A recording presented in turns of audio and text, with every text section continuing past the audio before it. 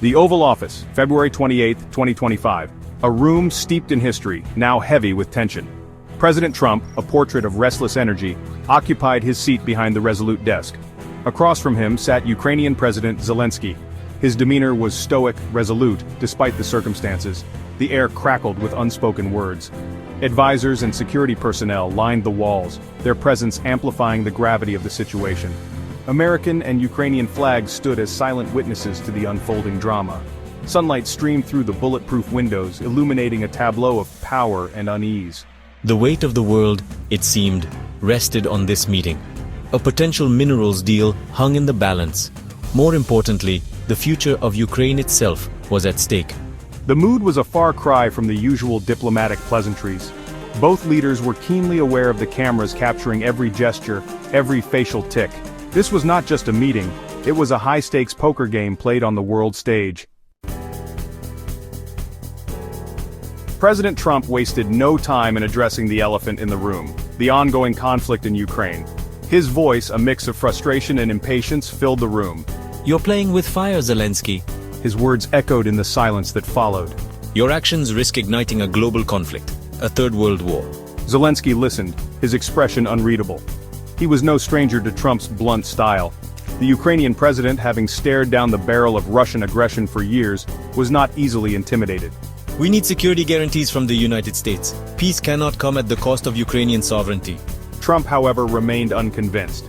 "The United States is a neutral party in this conflict."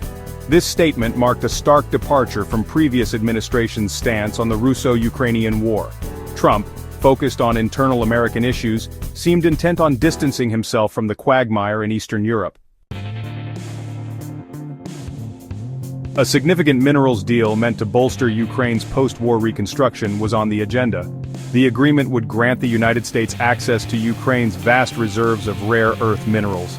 These minerals, crucial for technological advancements, were a strategic asset. The deal was supposed to be a win-win, boosting Ukraine's economy while securing vital resources for the United States. However, the tension in the room had already poisoned the well.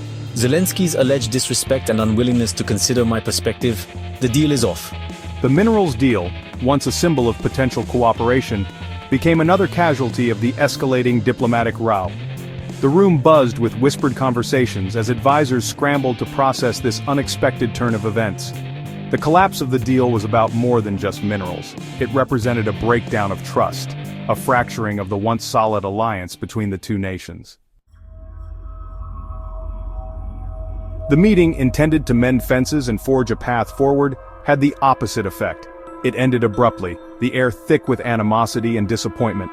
The planned joint press conference was hastily cancelled, adding to the sense of disarray. In the hours that followed, both leaders took to social media, each offering their version of events. "Zelenskyy is ungrateful for American aid." Trump, on Truth Social, painted a picture of a leader more concerned with personal gain than with securing a peaceful resolution.